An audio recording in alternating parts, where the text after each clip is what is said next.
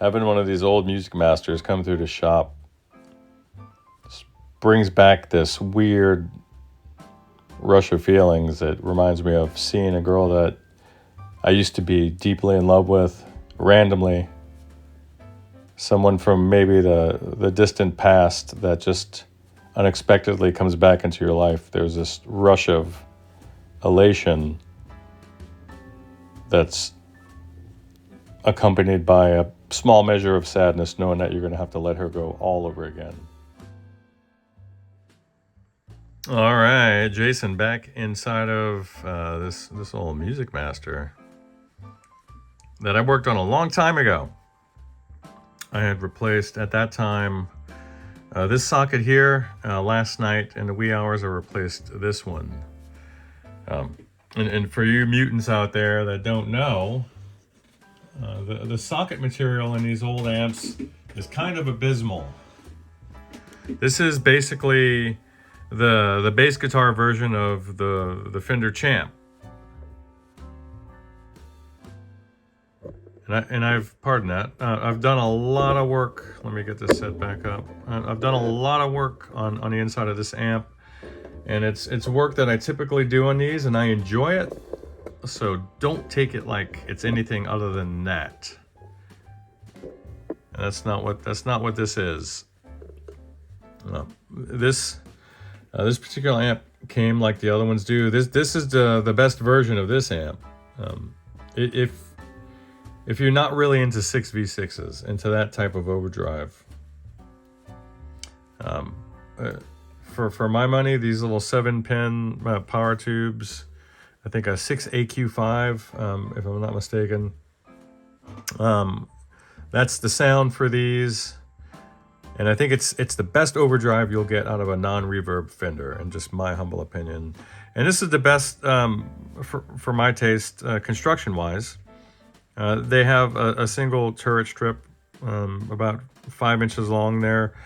You can see, if you're familiar with these amps, that I did a bit of work with the filter caps, also with lead dress, which is a big thing. I also separated the grounds from the power amp, so we have a lot lower noise floor. Gave her a proper reference to ground via artificial center tap on the heater supply. I think I said I removed the death cap. That's true. Another thing before I forget, this part of the reason why this one is one of the better versions is because even the other ones are great too. Let's not get crazy. I like this type of power switch. The other one has what is essentially a repurposed bright switch, and I don't think it's really up to the task. Though one could argue that, hey, for something that was working in the 70s, it's still working now. So maybe that's just your opinion. And yeah, it is. That's all it is. That's all it ever is. So I did improve the lead dress. I made the preamp a little more guitar friendly, and what I did was I added, I think, the tone stack from the Tweed Harvard. So I did modify the tone stack a little bit just to free up a little more gain and give this thing more range for guitar, because it was kind of missing that on the way in. But again, my opinion.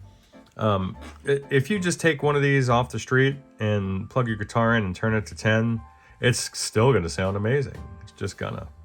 So I just found the tube socket for that other power tube, and you can see that it's basically 2 bits of plastic that are pressed together and held in by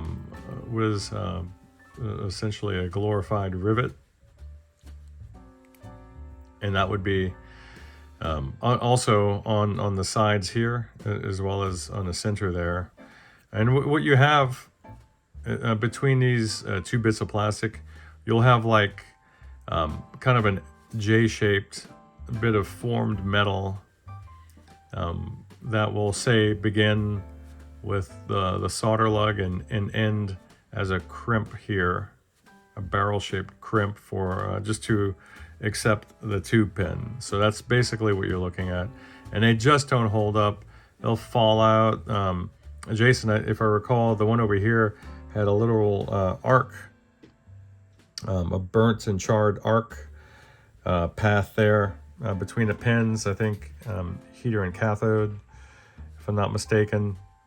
And then I've worked on quite a few of these. I was seeing them like once every year or so. And I remember back in the day, before people even knew about these, you can get them for like 75 to 150 bucks anywhere. And good luck getting them for 500 now. The toothpaste is out of the tube. People already know about them. So, what am I dealing with now? Let me, you know what? Let me get a better camera angle for you, and then I'll sort of take you. I'll give you a little bit of a better angle at what I did. So this is basically the preamp end of the chassis, and this is probably the shot I should have started with. A pretty obstructive signal path for a guitar, and one that was clearly tailored to manage bass guitar frequencies rather. I freed that up for use with guitar, and you can see the work that I did. If you're familiar with these, on not only separating the grounds, but also with managing the high voltage supply there to the plate loads. This is my earlier work, and I'm still proud of it. I don't feel embarrassed by it. If I could do it over again, I would probably move, let's see, I would probably move this guy to the opposite side, move this guy over here so that they were both sharing this strip here. And then I can just connect it to this plate pin here, since there's already a jumper. So I think that would have cleaned it up a little bit. But otherwise, I'm very proud of the work that I did, and I still stand by it. What are we dealing with now? But I'll tell you. But first, let me show you.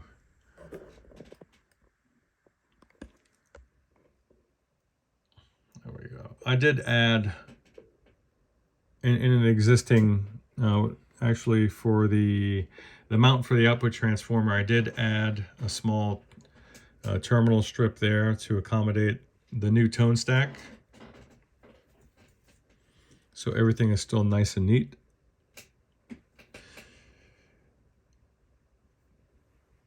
And relatively noise-free, I'll tell you. What we're dealing with now, also, by the way, I added a fuse to this one, a three-prong power cord, or grounded power cord, I should say. Just the same types of things I like to do with the old champs.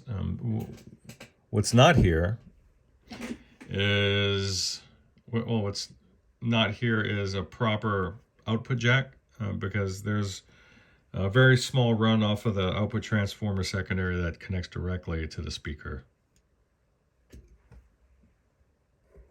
So the challenge that remains, and it's sort of a very common one with these amps, or with amps that use these 7-pin tubes, there's an inherent lack of stability.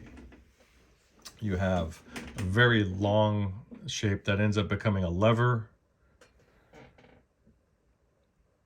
It ends up becoming a lever. Pardon that, I have to focus it because of the obvious shape of the tube. There's only 7 pins, a very narrow base, and then with the older style socket, retention was just kind of a joke, to be honest with you. Now, I did upgrade the sockets, and I think I'll weave in some shots that I took last night, and you could see the new style of socket there without me flipping the chassis over now.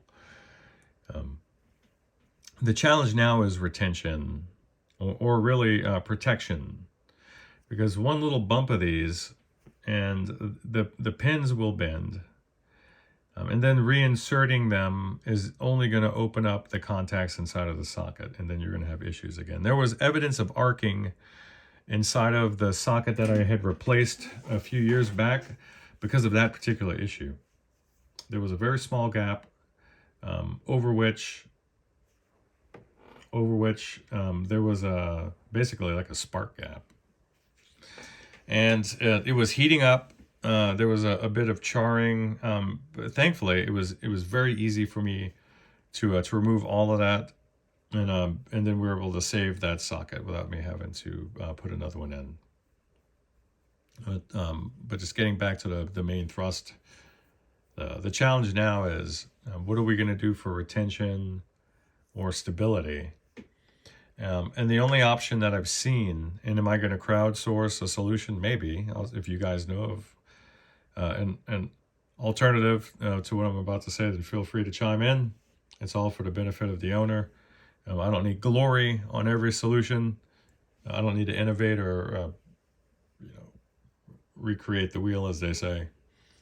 The only option that I saw was another socket, albeit a ceramic one, that has a built-in spring-loaded wire tube retainer, the kind that you would typically see on EL84s, the kind that sort of snap over the ends here.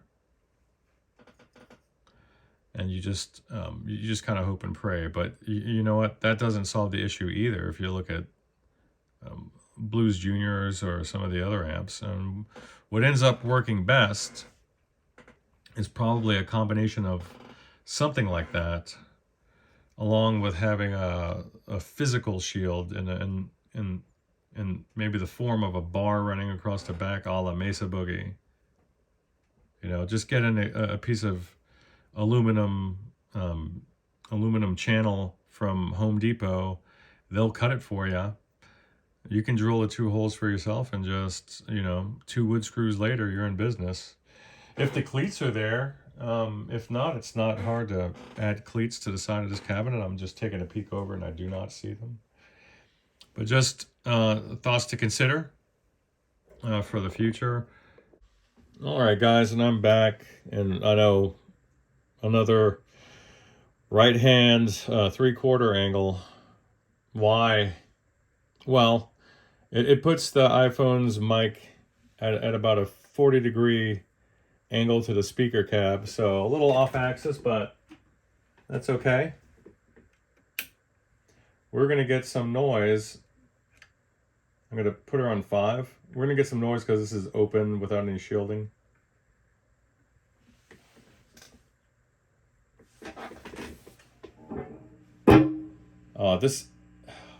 I remember why I love this amp.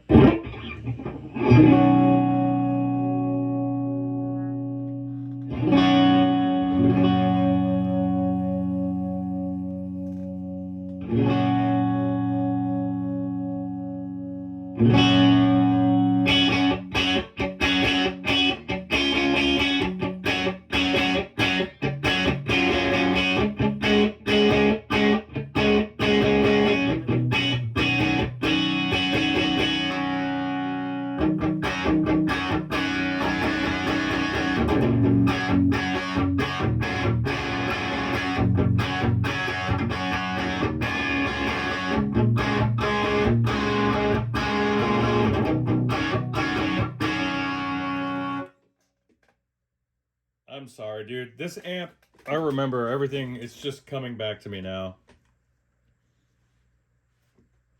Maybe this is just the best amp of all time.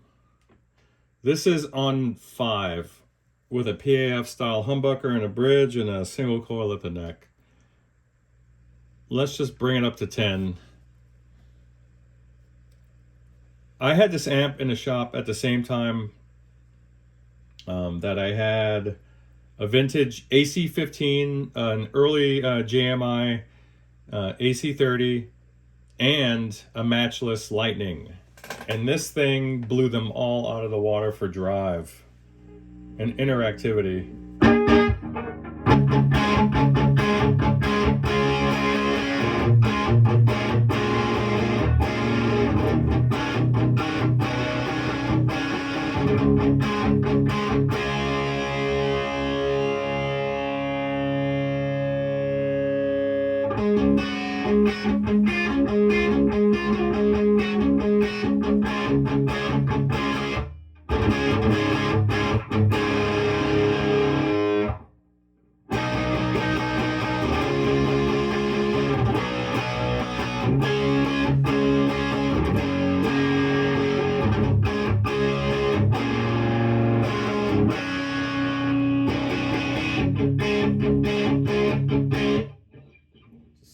grimy and warm.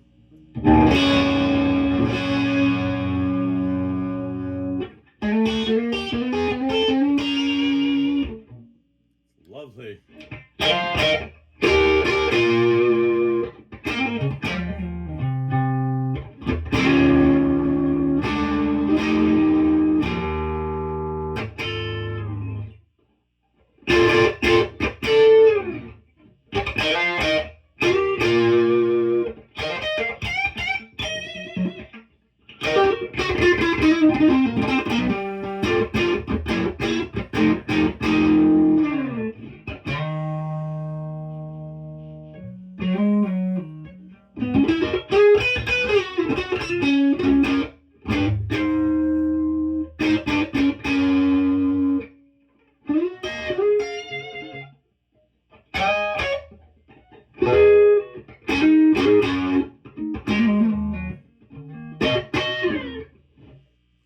So lovely. Some there's a pickup noise there, guys.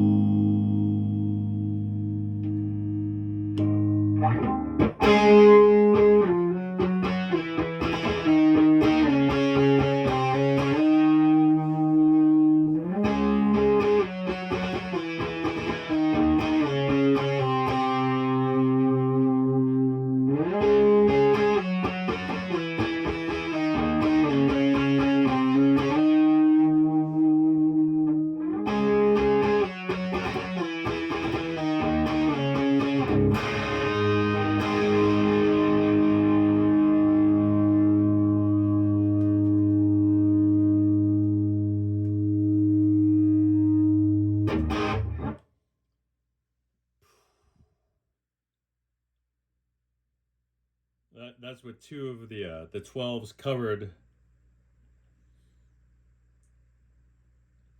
This is just, honestly, this week for amps has just been stunning. Let's get this back, and between this and that and Andy's Overdrive Supreme 50, I just don't know what else you want. This Music Master bass amp is just, I'm gonna say it, like, it doesn't even need reverb, and that, for me, as a guy who just needs it, that says a lot. So let me get it back in the cab before I start crying. Guys, can we just agree that that's the sound? Can we just agree that that's as good as a guitar amp could possibly sound? Right? All right, Jason, so I did remove all the hardware from your cabinet, and I gave it a little scrub down because that's what she wanted. And if that's what baby wants, that's what baby's gonna get. But I think we can agree that, oh, that's the sound. And for anybody who wants to just say something negative about this speaker inside of this amp, you just haven't heard it. You just haven't. Jason, I can't remember if this was an intentional purpose or if it was just something that you had laying around at the time. But let me tell you, man, it's a stellar choice for this amp, and it really complements the character of these tubes. And let me tell you, so that was, everything was on 10 for a while there. Everything was on 10. The power transformer is not even, it's not even sweating. The amp is just laughing at you, and it wants more. And that level of drive with a PAF style humbucker is it's so gratifying that you can just take your volume from the guitar and roll it back a little bit, and just cleans right up. It just cleans right up, and guess what? You keep some of that sparkle that you didn't think you were gonna keep. What a beautiful amp. And this is my favorite form factor. This one and that Champ 2 that's still sitting in the corner. Eric, oh man, you haven't had your amps back. And for you guys out there, Eric is the guy who drove up from San Diego with that Champ 2 and the Magnetone Custom 250. What we had determined is that we're not done with the Magnetone. And we're going to get back on that after I put this back together and give it another run for its money. We had determined that the low gain channel was maybe a little too low gain to really even be usable for his purposes. So what we're going to do is we're going to create sort of a hybrid between what it was and maybe the high gain channel. We may do something fun with that channel. We'll see. We'll see. We'll see about it. As they say back home. Yeah. So I've been getting a lot of work from guys across the country that are coordinating logistics to get their stuff over here to California from places like Maine, and I've been getting a lot of stuff from not Minnesota, from Michigan. But my thinking is starting to change. Like, do I want that business? Well, yeah, of course I do. But you know what? I had told one of my customers, there was a guy who, because I was a recommended tech on the Standell homepage, God, that's so old school, on their website. A guy from like the West Village or thereabouts on Manhattan had reached out to me, and we were going back and forth, and I told him, look, am I happy to work on that amp? Absolutely. But just know that your amp will be flying you know, 30,000 feet over the rooftops of some very, very qualified techs. You know, and while I'm happy to have the work, just know that there are guys in the local market that are uniquely qualified to work on that amp. You know, so maybe we need to put together, like, not a guild, but like an affiliate network where we can recommend like local techs that we vet. You know, there's a lot of work out there, and I don't need to be greedy. Why is this not cooperating with me? There's a lot of work out there for everybody. So why not find other techs who have a similar mind with respect to quality and communication style, and come up with like a little affiliate network, and maybe we can all support each other. That would be kind of cool.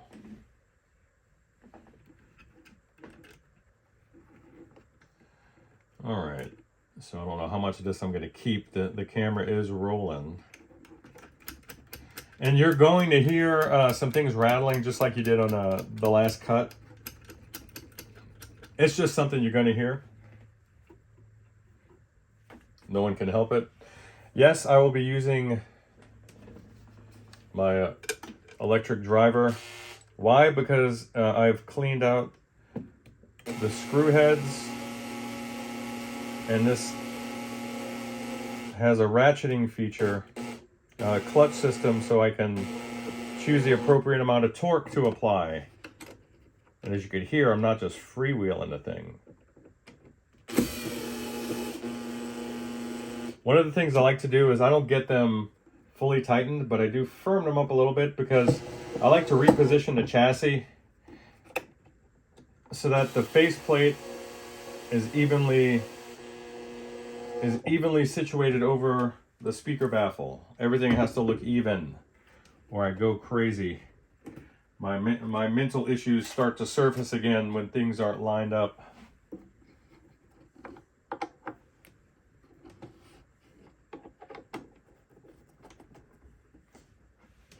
Brad over at Brad's Guitar Garage had swam by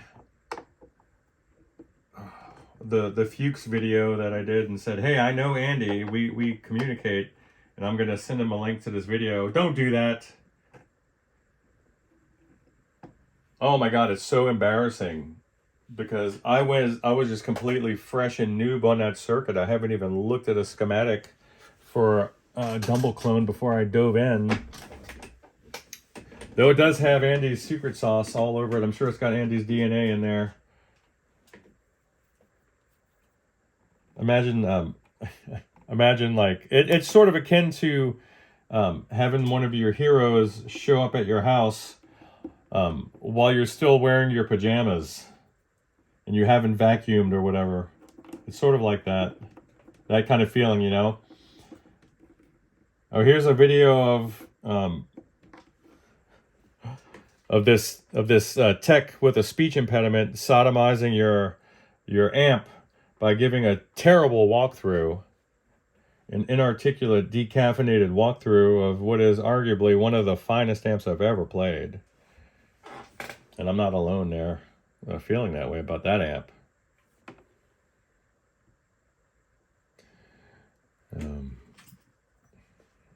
All right.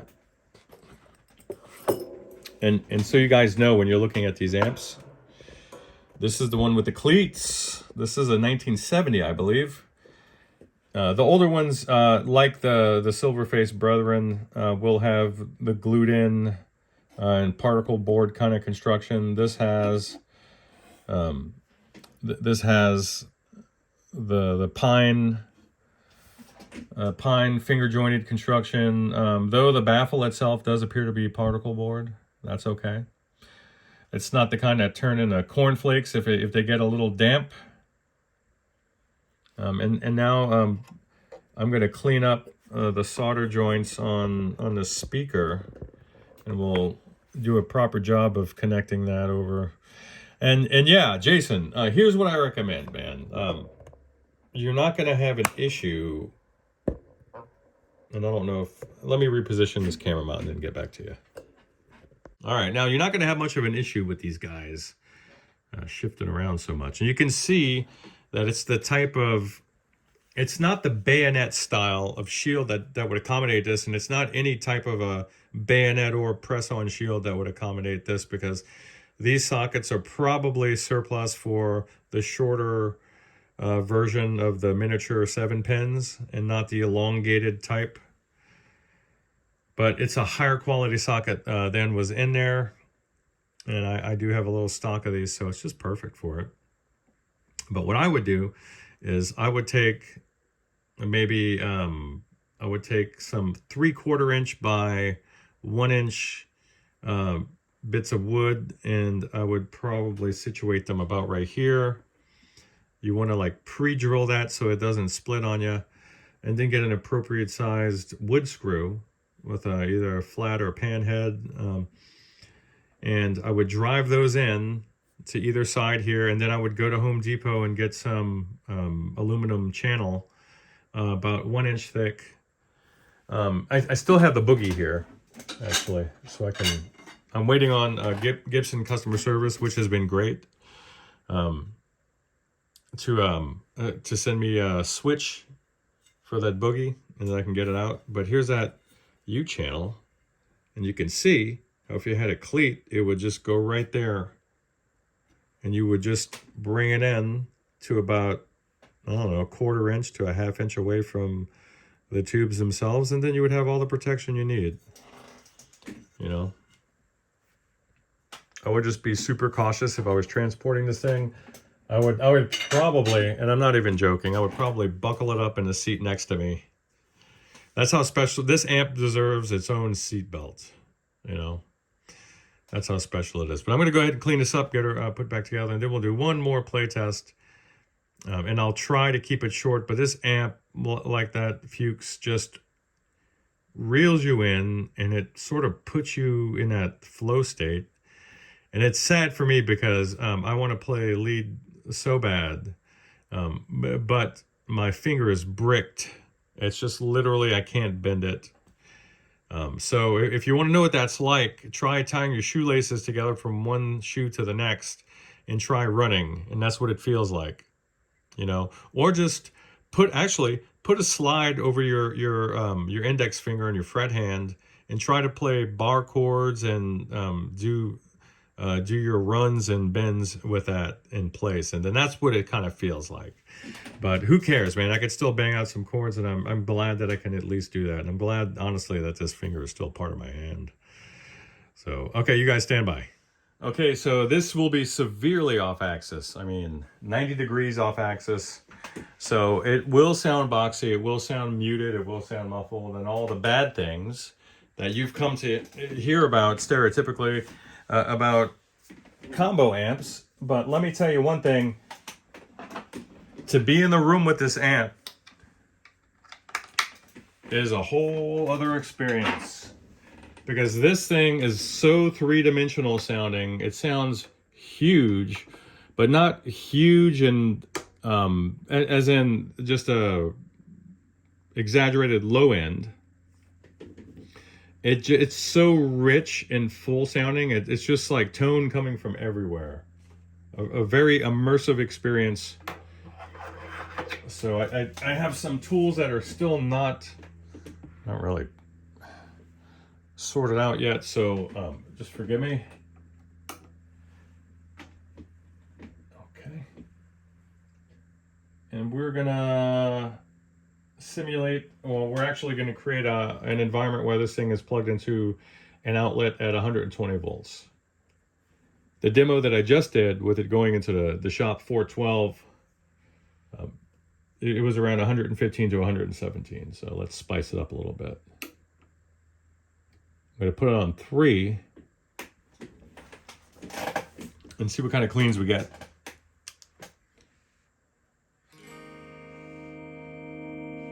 I love this speaker.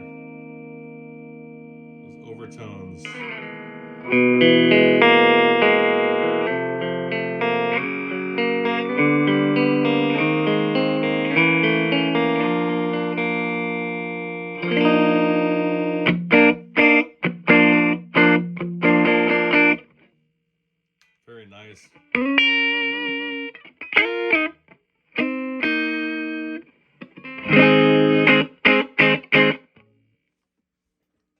right, just bring it on up.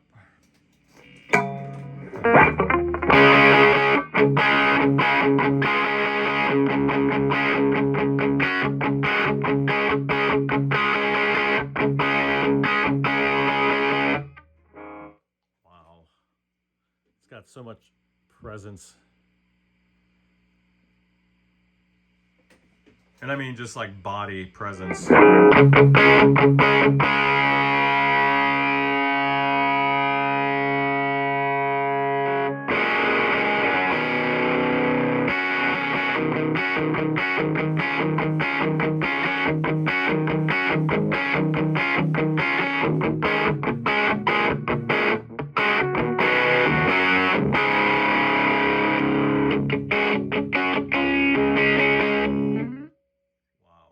Incredibly loud speaker. It overdrives. The overdrive is a little woolly on the speaker, but totally complementary. I do prefer the GK 12100s that are loaded in a cab for almost every application I've ever run through it, to be honest with you. Those are just great speakers, but something I would never put in a small combo like that. It would just completely obliterate the whole point of having a light and compact combo with a giant magnet driver like that being in there. So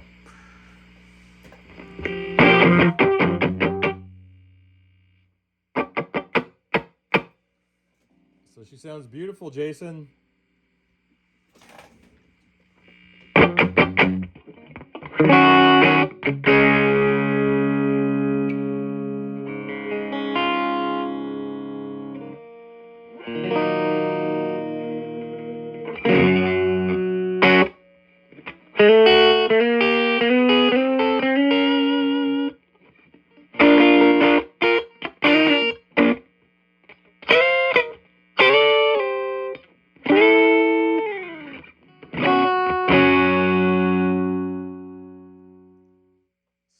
She's ready to roll, my friend. I will fire off a text to you, and we shall move on. I'll be hauling up. What am I going to haul up next? I think I need to wrap up this magnetone. I have an old, I actually have a Fender Hot Rod family amp that's going to be making its way back onto the bench of George Benson that I saw prior. It's starting to act up again. We don't know why, but I did some extensive work on that, and she's being naughty again. Not in the way that she was prior, but she's giving you a grief, and we can't have that. So, talk to you guys soon.